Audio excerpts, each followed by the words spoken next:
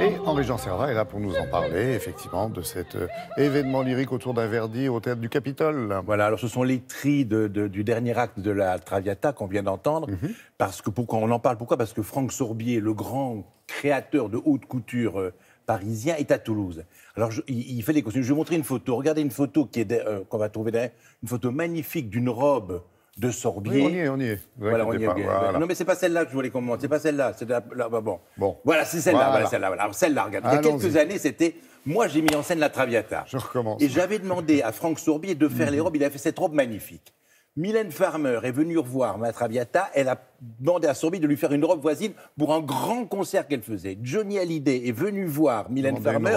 Il n'a pas demandé une robe, il a demandé un costume épatant pour lui qu'il a fait pour son spectacle. Donc ça pour dire que Sorbier est entré dans le domaine de la haute couture, de faire les costumes. Voilà. Et alors c'est très important, les costumes, quand on parle de la Traviata, parce que la Traviata a été créée à la Fenice à Venise en 1853. 1853, c'est le règne de Napoléon III, c'est une femme dévoyée, c'est une putain de luxe, pas autre chose que ça. Et la morale du temps avait fait en sorte, on avait interdit qu'il y eut les costumes de l'époque, si j'ose dire. Quand on avait créé la Traviata, j'y arrive, on avait habillé les gens en costumes du XVIIIe siècle. Voilà, comme ça, parce qu'on n'avait pas le droit de les habiller en costumes de leur époque. Donc, on apporte beaucoup de soin à la Traviata. Nous allons donc aller à Toulouse, où Christophe Gristy, qui est le directeur de l'opéra, a invité donc Pierre Rambert à faire la mise en scène, et Franck Sorbier à refaire une Traviata magnifique dans la Ville Rose. En avant.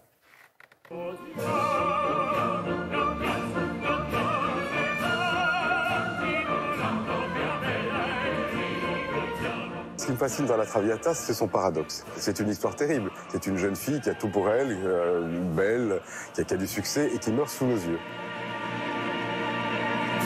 C'est à la fois une histoire qu'on pourrait dire presque sordide, et en même temps, on en attend un vrai spectacle. C'est pour ça que j'ai souhaité inviter Pierre Rambert, qui est un vrai homme de spectacle. Et nous avons fait autour de lui une équipe elle-même spectaculaire, si je peux dire ainsi, avec de grands artisans de la scène, Antoine Fontaine pour les décors, et le grand couturier Franck Sorbier pour les costumes.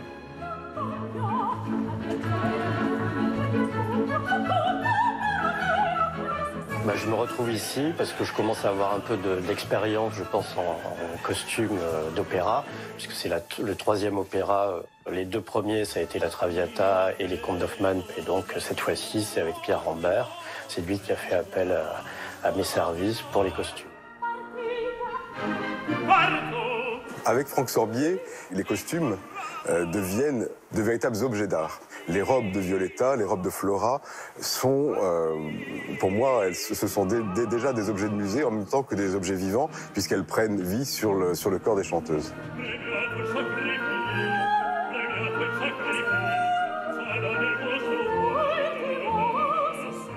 Il y a beaucoup de pièces où il y a de l'ennoblissement. C'est-à-dire qu'au lieu qu'une robe noire soit toute simple, avec des coutures partout, on est venu renapper le noir avec un drapé. Donc on ne voit plus finalement où commence la robe, où elle finit. C'est-à-dire que c'est ce que j'aime bien. Il reste un mystère aussi. C'est-à-dire que la robe est une sorte d'enveloppe. Donc l'idée là, c'était vraiment d'être dans cet esprit un peu glamour, avec tous ces drapés en organza qui donnent aussi des reflets et les camélias qui sont juste en bordure de la robe. Pierre Rambert a demandé à Franck Sorbier de travailler sur le camélia. On sait tous que la Traviata, c'est la Dame aux camélias d'Alexandre Dumas. Il lui a demandé de travailler sur cette fleur. Et en effet, le camélia envahit petit à petit les costumes et les dévore en quelque sorte. Comme la maladie, c'est une métaphore de la maladie qui dévore Violetta. Et c'est symbolisé par cette fleur qui se répand sur les costumes.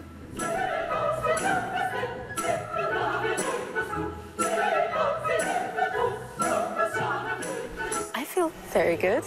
Je me sens très à l'aise dans les robes de Franck. C'est très important sur scène d'être en confiance, de se sentir sexy. En particulier pour ce rôle. J'ai envie de dire un grand merci à Franck. L'idée, c'était vraiment de rester dans la lignée de ce que j'ai fait avant, donc de rester dans cet esprit extrêmement classieux, si on peut dire. Et je trouve que voilà, quand quelque chose est travaillé et raffiné, ça se voit aussi, et ça magnifie aussi le personnage.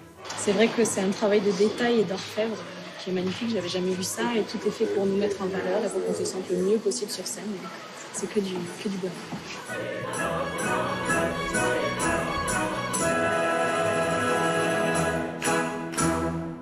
Une Traviata, Bon, parfait. jusqu'à... Parfait. Alors, c'est jusqu'au 7 octobre. La première a eu lieu hier soir. Georges Petrou dirige l'Orchestre national du Capitole et Franck Sorbier est un génie.